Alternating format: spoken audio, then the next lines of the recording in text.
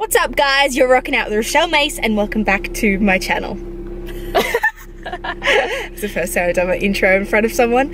Today we're going to go to Orchard Street, which is a really cool rustic like hipster cafe in Bondi, and I'm going to teach you some tricks and tips today about content creation, photography, lighting, etc, with the help of my friend Alicia.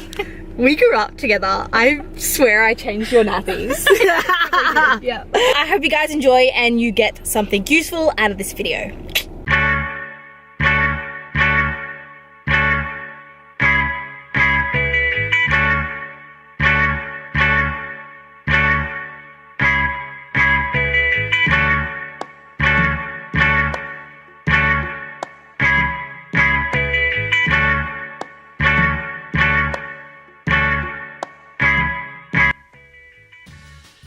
So for this particular video, we wanted to find a cafe that had loads of cool props, had a really cool antique and vintage vibe, so that we could shoot some unique content.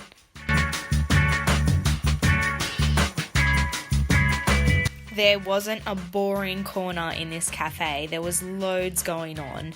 So my first tip when learning photography, and it seems so obvious but it's so crucial, is to start photographing things that you genuinely have an interest for.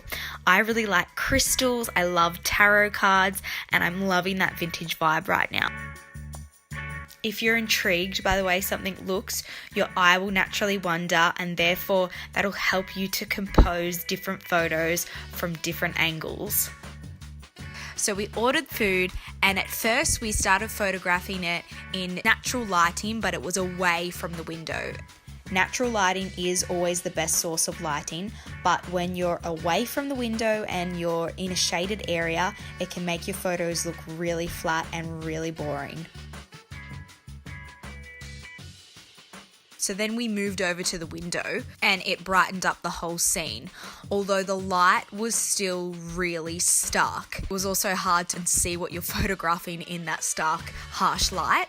So as you can see the difference between natural lighting, which is shaded or away from the window, and then you've got the direct sunlight, which is still stark, but it definitely brightens up the image.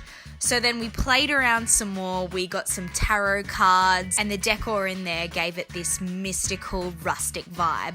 So we were down pat with all of our props, but the lighting still wasn't right, especially in the photos. You could edit this and make it look right. So what we did, because we were right near the window, we actually used a napkin to put over the window, which then acted as a softbox. So when we were shooting, it did come out a little bit more yellow because of the napkin, but everything was so much softer.